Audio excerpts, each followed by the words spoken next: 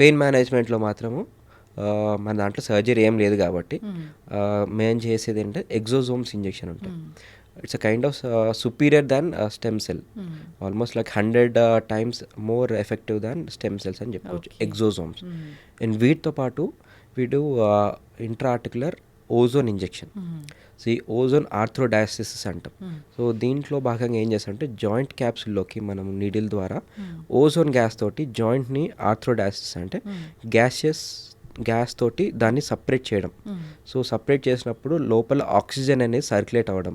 So oxygen అనేది ఎప్పుడైతే ozone బాగా కాన్సన్ట్రేషన్ తోటి ఇవ్వడం జరిగితే లోపల యాంజియోజెనిసిస్ అంటాం, అంటే న్యూ బ్లడ్ ఫార్మేషన్, కొత్త రక్త నాళాలు ఫామ్ అవ్వడం జరుగుతూ ఉంటాయి.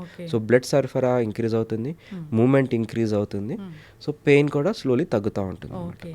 సో ఇవన్నీ ఆపరేషన్ లేకుండానే డే కేర్ ట్రీట్మెంట్స్.